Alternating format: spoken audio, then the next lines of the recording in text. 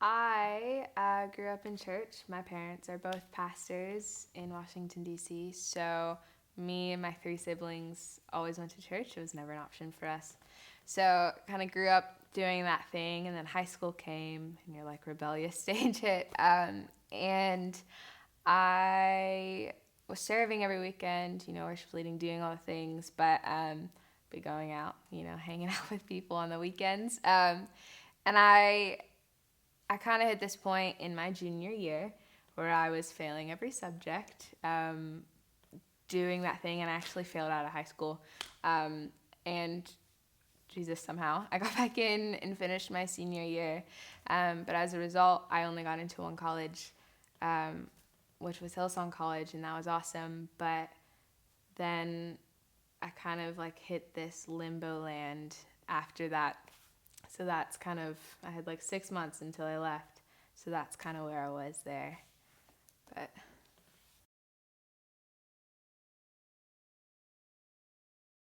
in those 6 months after high school graduation and before I left, I was found in this kind of like limbo, like emptiness land. Really, so I started partying, hanging out with the wrong crowd, really searching for something that would fill me, even though I know who would. I kind of ignored it.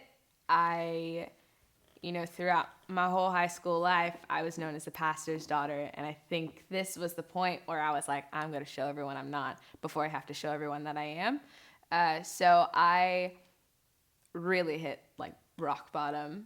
I very much like found myself in other things without actually finding myself. It was a different version of Gabby, very, very different version of Gabby. And there was a point 2 months before I left where it was actually the lowest point that I had hit. And God just kind of woke me up out of this like daze and empty Gabby, filling myself with way more things than I should have. He was just kind of like, Gabs, come on. Like, there's so much more for you. Like, so much more. And you're here at a party with no one that you know, and I'm here for you kind of thing. So I cleaned myself up. I stopped talking to that crowd. It was a lot harder because those are my only friends in that time.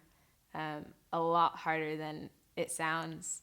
But I cleaned myself up, and I didn't hang out with those people. I didn't party.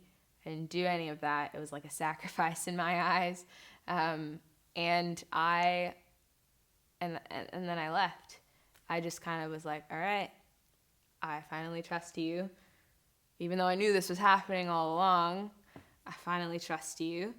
I'm ready for whatever my next step is, whether I thought I knew what it was or not.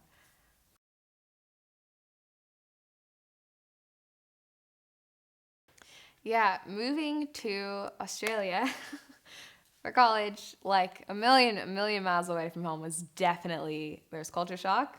There's this shock, like missing home. And I was the first time I was independent. So there was a lot of different things that were going on. Looking back on it, looking at my expectations, I had two. And the two were to read my Bible more and to learn how to sing better, which is hilarious. 3 years ago, or 3.5 years ago, looking back on it, I'm like, oh my gosh, my mom was so blown. But I think for me, one of the things that really stuck out to me was I was Gabby. I was no longer Gabby, the pastor's daughter, anymore, the thing that I had been trying to run away from. I finally was like, okay, I'm Gabby, I'm me. And so I found Jesus in that fact for me, not for my church, not for my family, not for anyone else, but for me. And to me, that really set a strong foundation for my next couple years there. There was shock, obviously, with them saying different words and things, but I really, the main foundation there for me in that first couple months was Jesus. Just kind of reconnecting with him, finding him in new ways, finding what it really means to be a Christian, was really that shock that I was kind of like, okay, this is awesome. Yeah.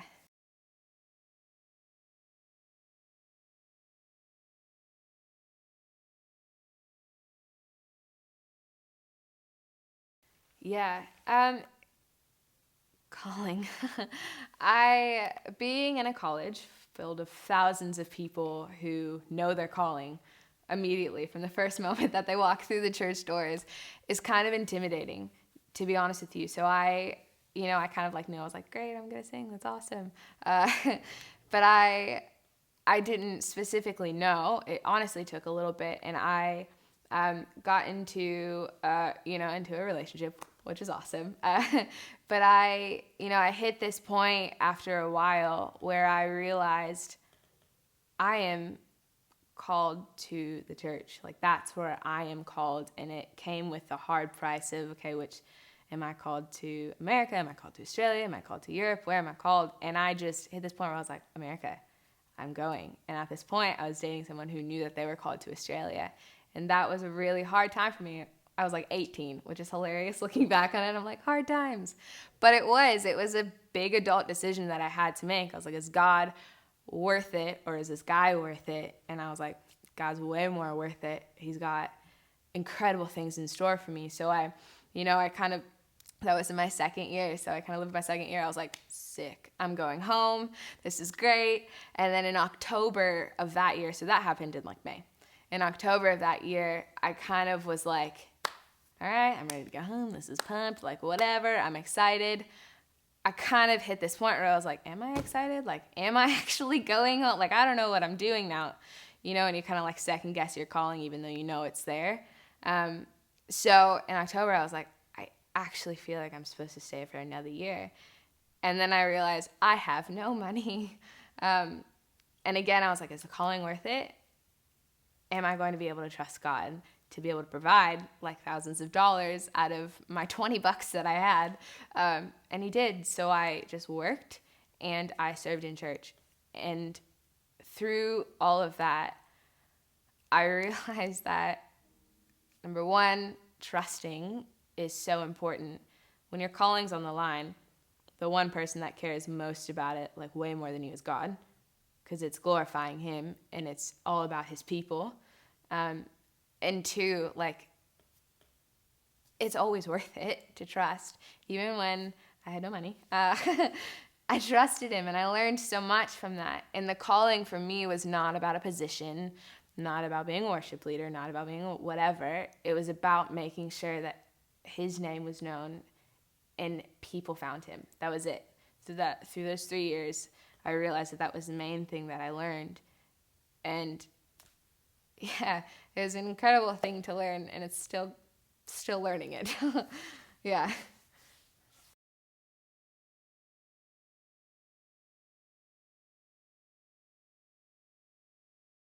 So I moved back in December of 2015, just a couple months ago, and in January I started a creative director position at Cap City Church, my parents' church, and it was a big shock for me. Number one, to come from Australia and back to America.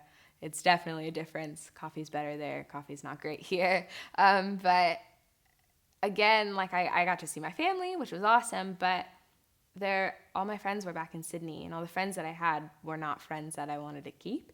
And it was a bit of a lonely game, and it kind of is, moving back, from college or wherever. It is a bit of a lonely game, but the challenges I faced were seeing something that seemed so far away, and now being where I am, there is a bit of a distance there for me. And it's something that I'm still challenged with, and I think I'll always be challenged with, seeing the dream or the calling or whatever is like way back there, but you're like way over here. I think that'll always be a challenge, but that's something that has really challenged me. I struggled to find friends, which for me, friends are everything. And I struggled to find me here again. As I said, like before I left for college, I was a partier. Like, I did all the things, and that was me. But now coming back to a completely changed Gabby was a bit of another culture shock for me. I am completely changed. I was a couple years older, and I'm more solid in my foundation with Christ. It's just hard settling into, this is me. This is a different me now. I'm no longer the 18-year-old that was crazy. I'm a little bit more solid in who I am. So those are some of the challenges that I'm actually still going through. But I think the thing that God has just whispered into my ear constantly is trust. And if you've noticed, every single challenge that I've had, the thing that God has said to me is trust. And it's something that I get for a season, then I'm like, oh my God. But then he gets it again, and I'm just like, okay, trust. Trust him when it looks like I have no friends around me and I'm just sitting in my room for hours watching TV because I can't hang out with anyone, or trusting when there's challenges on at church, or trusting when, I don't know, I'm trying to figure out who I am, trying to figure out this city again, trusting when I know my calling seems so far away, or that dream that I had in my mind seems so far away, but trusting that he's going to get me there. The entirety of my life, God's always spoken trust. It's just a matter of me hearing it. So I just, throughout my entire life, and probably throughout everyone's life, it's trust, but it's just if I'm willing to listen, and if I'm actually willing to trust him when life sucks or when life seems hard, or when it seems like I'm like in a bit of a struggle or storm season, am I going to trust him? And that's really what God's been speaking to me.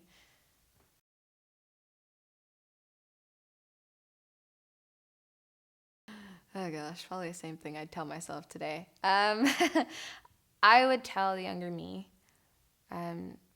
really stop caring about the labels that you think people have in their minds, because they don't. Use the label that you think they have to help win people to Christ. That's it. 4 years ago, I was a Gabby who was worried about people thinking that I was a pastor's daughter. But really, I'm like, it was one ticket to help someone come to church, to help someone find Jesus. And I wish I would have used it.